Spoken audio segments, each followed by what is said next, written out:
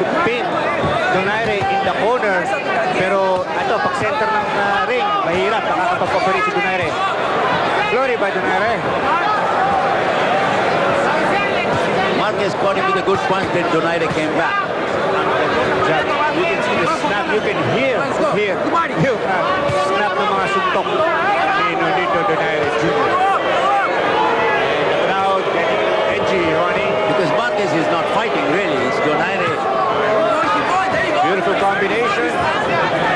Marquez just backing off. Mga kaibigan, yung 5th round, naka-score na po ng knockdown si Nonito Donaire.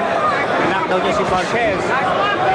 So lalo naging hesitant itong si Marquez. Beautiful left. Left uppercut by Donaire. You can see, I think they're cheering Tito. Parang Tito. Yeah. Tito Trinidad. Felix Tito Trinidad. I thought for a moment it was Nonito. Oh, but Tito. One of the greatest fighters of Puerto Rico. Felix Trinidad. Narito po sa ring Left side. and right down. Beautiful left uppercut. Beautiful left. It is down. Marquez is down. Kaya pa ba ni Tyson? Oh, they're waiting. No, he stopped Waiting to it. fight over. It's over. What a smashing clinical win. He brought down Tyson Marquez, Ronnie, brick by brick. Yes. Brick by brick until there was no foundation left dito kay Tyson Marquez. One wrecking ball of an uppercut. Wala na. Wala na. Sabi ni Roberto Ramirez na referee, that's it. For the Cobra tunay na lakas punch of the round.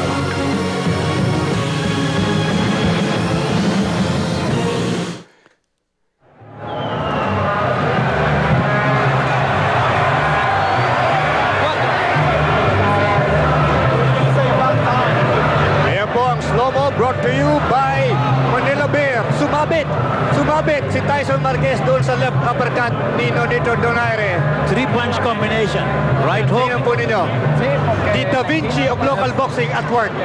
This is a work of Yun art. ang maganda. Kanan, kaliwa. Tingnan mo klaseng suntok yan.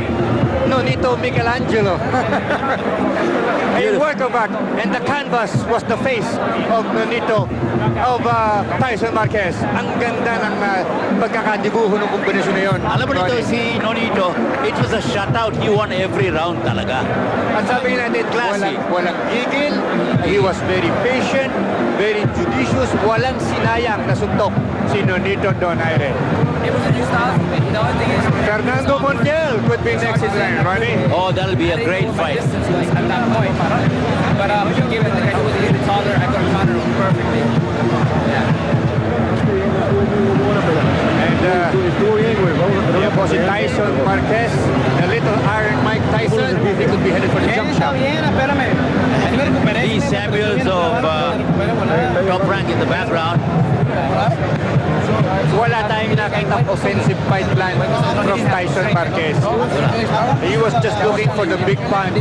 You don't take out Donaire with one big punch. I mean, I'm still a star, but it wasn't like it hurt me. No. I think he hit me flush, but Yeah, I saw some stars, but he did not hurt me. Sabi ni Nonito Donaire Jr.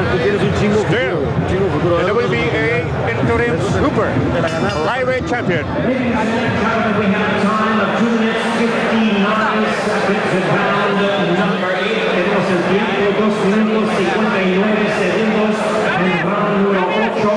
Referee in charge stops the contest upon suggestion of the corner. Knockout en ganador por knockout técnico, the Filipino Flash, Nonito Donaire.